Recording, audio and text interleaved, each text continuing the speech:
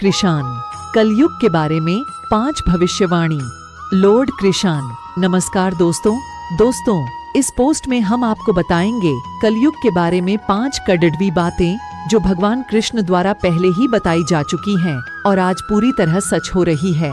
महाभारत के समय ही पांडवों को आने वाले युग के बारे में पता चला और उन्होंने इसके बारे में जान। तब भगवान श्री कृष्ण ने कलयुग के बारे में जो 5 बातें बताई वो आज हम आपको यहाँ पर बता रहे हैं। उनकी ऐसी इच्छा देखते हुए भगवान श्री कृष्ण ने उन्हें वन में जाने को कहा और कहा कि जो कुछ भी तुम वह पर देखो वो मुझे विस्तार में आकर बताना कि तुमने वह पर क्या देखा। ऐसा कहकर 5 पांडव वन की ओर चले गए। सुबह से शाम तक वन में घूमे और शाम होने पर भगवान श्री कृष्ण के पास गए।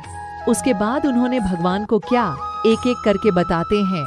सबसे पहले सबसे बड़े भाई युधिष्ठिर से पूछा कि तुमने क्या देखा, तो उन्होंने बताया कि मैंने एक 2 सूंड वाले हाथी को देखा और बताया कि काफी सारे जानवर उसके पीछे चल रहे थे। इस पर भगवान श्री कृष्ण ने कहा कि कलयुग में ऐसे लोग राज करेंगे जिनके 2 चेहरे होंगे, यानी बोलेंगे कुछ और करेंगे कुछ और। ये लोग हर तरह के इंसान का शोषण करेंगे। इसके बाद भीम ने बताया कि उसने वन में एक गाय को देखा जो अपने बछड़ाड़ी यशे को इतना चाट रही थी कि उससे खून निकल आया। इस पर भगवान श्री कृष्ण ने कहा कि कलयुग में लोग ऐसे ही होंगे जो अपनी ममता के पीछे सब कुछ भूल जाएंगे। कलयुग में मनुष्य ऐसा होगा कि यदि किसी का पुत्र साधु बना तो सब उसके दर्शन करेंगे, उसके चरण छुएंगे, और यदि खुद का पुत्र साधु बना तो दुखी हो जाएंगे। कलयुग में लोग अपने बच्चों को मोह माया में इतना बांध कर रखेंगे जिसके कारण उसका विकास ही रुक जाएगा। और इसके बाद भगवान ने अर्थ समझाते हुए कहा कि तुम्हारे पुत्र तुम्हारे नहीं बल्कि उनकी पत्नियों की अमानत है और तुम्हारी पुत्री उनके पति की अमानत है और तुम्हारा यह शरीर मृत्यु की अमानत है।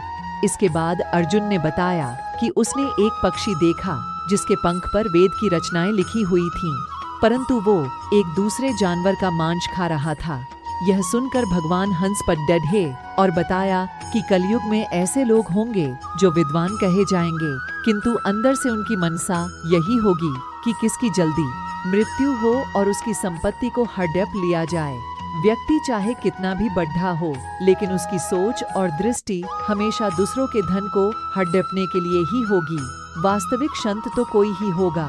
इसके बाद नकुल ने बताया कि उसने वन में देखा कि एक बहुत भरी चट्टान पर्वत से गिरी और बढ़े से बढ़े पेड़ भी उसे नहीं रोक पाए, परंतु फिर अचानक वह एक छोटे से पेड़ से टकराकर रुक गई। इस पर भगवान ने कहा कि कलयुग में मनुष्य की बुद्धि विनाशकारी होगी, उसका पतन होगा और इसे रोकने के लिए धन या सतता के जैसे बढ़े पेड़ भी रोकने में सक्षम नहीं होंगे, किंतु जो हरिनाम को जपेगा इससे उसका विनाश रुक जाएगा।